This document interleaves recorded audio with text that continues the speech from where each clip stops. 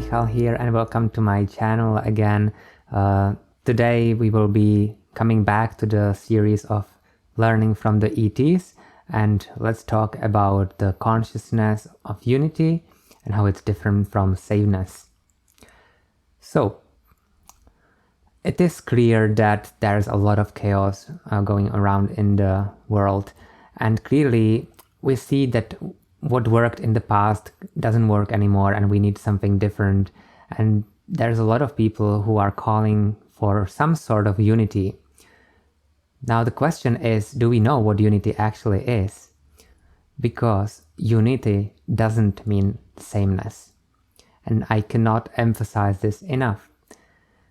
Trying to be the same clearly doesn't work for us, and it's actually one of the things that is slowing us down in our evolution. So here is a slide from one of the previous videos as well, just to remind you that the ETs say one of the reasons why we still didn't contact you is because most of you still don't accept even the differences between you, humans, and you believe that you are superior to other life forms. So you as a collective are not yet ready to face completely new species, especially if it could challenge your belief that you are the most clever thing ever in the universe. So we need to start accepting the other forms of life and intelligence as well. We also already have a pretty good idea what trying to be the same actually feels like and looks like, and throughout the history we have so many examples of this doesn't work. You will never ever have under control what somebody else thinks, believes, does. All of that is completely outside of your power. And it's a good thing because that also means that nobody has power over you. So it doesn't make sense to really try to convince people and to force them to be the same like you, to agree with you and so on. If you get inspired by nature, it is actually full of diversity, and I do challenge you to go out and find two trees which look the same, grow the same, have the same conditions and everything. You will not find that, and yet nature has its way how it works beautifully and in balance and in harmony. So especially once you start experiencing the other life forms which are throughout the universe, it can look much more like, let's say, the Jedi Council from the Star Wars, where each species looks completely different and they are still co-creating together, and they still understand that they are all one within and they are interconnected and honor life in general. So each difference has its valid place and is important. But why are we so afraid of this diversity? Why do we so much strive for the sameness? Well, it is given by our biology as well, because there is this survival instinct where historically we could get killed by predators, by other tribes, by even different opinions and different beliefs, right? So pretty much anything that was different from us was dangerous and it could kill us. So we became afraid of the different and unknown.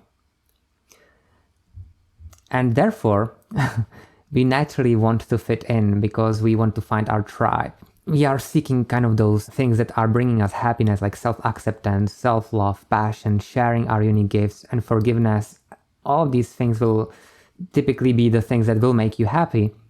However, because of this fear, we have diminished those qualities because we are afraid that, hey, we will be judged and we are not good enough and somebody will ostracize us.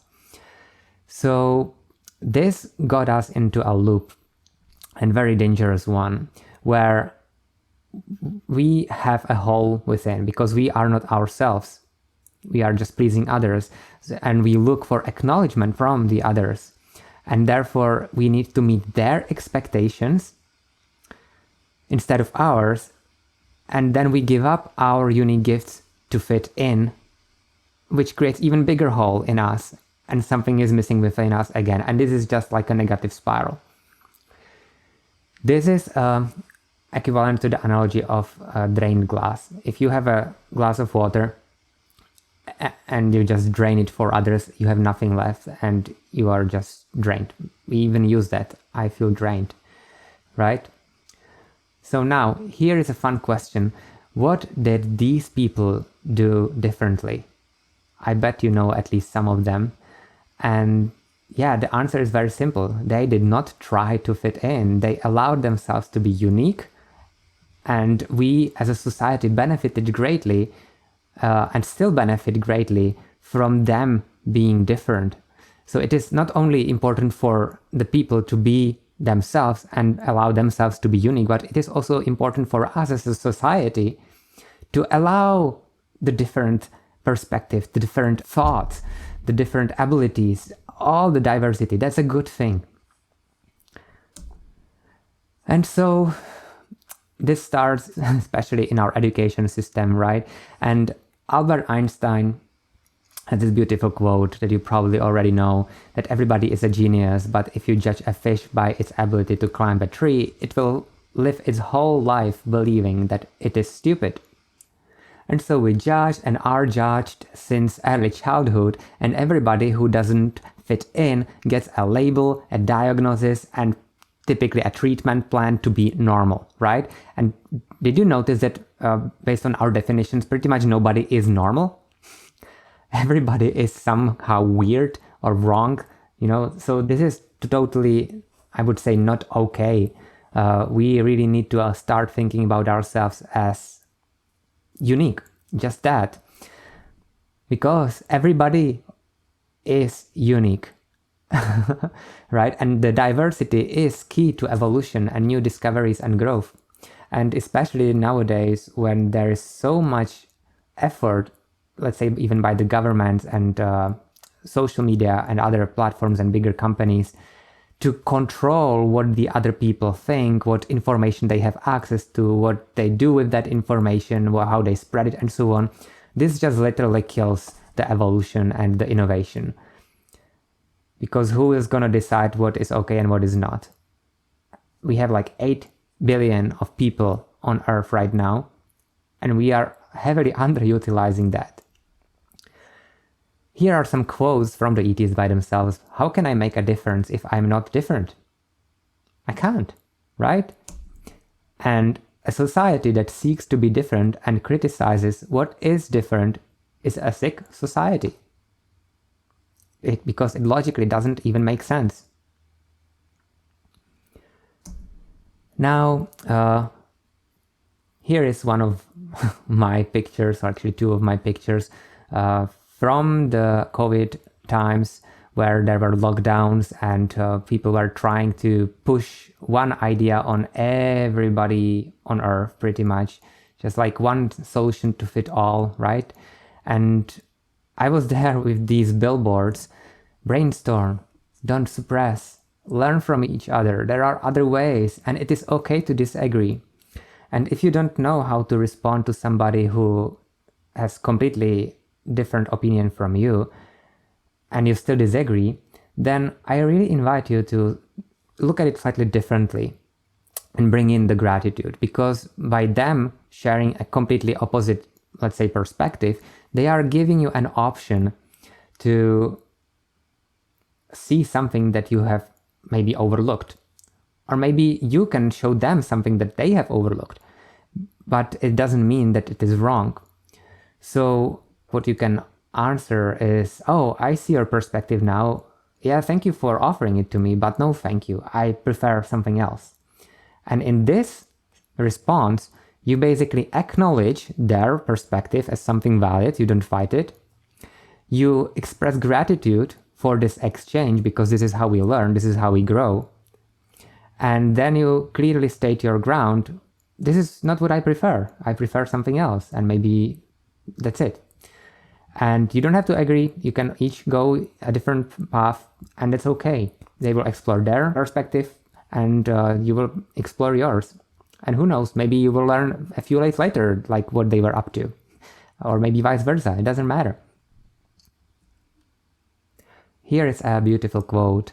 You must assume that everybody does the best they can, given their current experience and knowledge, you can see things that others don't even know about, and vice versa. So the analogy is more like when two people are looking at the moon from completely different sides, right? One person can see the illuminated moon and the other person can see the dark side of the moon. Doesn't mean that they are wrong. But the idea is, don't argue, just bring those perspectives together and then you can have much clearer picture. And the diversity is not only just genders or sexual orientation and races, kind of the common stuff that you hear about on the TV news, but it also includes like opinions and choices and behavior and basically everything that is different. Each of us has multitudes of different aspects which influence this perspective you have, like background, knowledge, experience, subconscious patterns, beliefs, triggers, fears, talents, abilities, values, options, desires, priorities, and so on. And therefore, with all these possible combinations that are factored in, there is no one size to fit all. It can't. You have to take it on individual basis, and that's where kind of the unity, the diversity, and bringing your power back and sort of taking responsibility for your own life rather than relying on some authority to tell you what to do becomes much more important. So yes, we need to take our power back, and we need to go within and process our own fears so we can be motivated by empowering aspects again. And especially, we need to forgive ourselves, accept us the way we are, and also allow us to become who we are meant to be. And then also everybody else as well.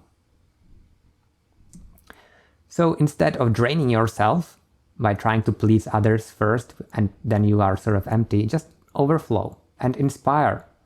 Kind of me first. Yeah, this is natural, just like on the airplane. You get your oxygen mask first before you start helping others, otherwise you're not going to help for too long. But have compassion for yourself and others, both, not just others, both, and not just for you. And once you do that, it is far easier for you to accept everybody else as well, and you have far bigger impact. Now, just one word about unconditional love. It is nothing romantic, but it is also talked a lot about during the Unity consciousness speeches. Here's one definition I liked. It is the ability to admit, respect, and accept that everybody has their unique, valuable perspective, experience, and path, which may be completely different from mine, and it is all for good. And even the unpreferred can serve you well for your evolution. And there is another quote from the universe. I had to make you uncomfortable, otherwise you would not have moved. And now, speaking about unconditional love and unity, I also invite you to consider this initiative that I'm trying to propagate more and more. You probably heard about Black Lives Matter or Every Child Matters and so on. And ironically, every time when we focus on a single group, we are maybe helping. There is the intention of help, but then come the other groups. And what about us? And I know that there was a lot of people who were having arguments about this. But well, we didn't say that white people don't matter. We just said Black Lives Matter, right? And so I invite you to simplify it. And let's just talk about all life matters all the time. And then it is basically illogical that somebody would come. And what about lesbians? And what about gays? And what about transvestites? And what about, I don't know, Indian people? And what about indigenous people? And so all life matters. It's no exceptions. And therefore we can easily unify behind this simple idea and stop separating, basically. It's still gonna work. So if you want to support, feel free to share this idea with others. And here are some final recommendations. Practice accepting people who are different from you. Accept yourself exactly the way you are. Acknowledge that people do the best they can. Do not judge. Be true to yourself. take back ownership and responsibility for your own life. Lead by example, not by force. I highlight that one. And the last but not least, empower everybody else to do the same if they so choose. Alright, so it's time for the diverse community. That's why the difference of you is what makes all the difference. If you like this, if you want to support me more, you can go to my website or even to my Patreon and see what I have to offer and how you can help me. Otherwise, that was all for today. Thank you very much for your time, for your contribution to the evolution of this world. And I will see you next time in the next video. Okay, bye bye, take care.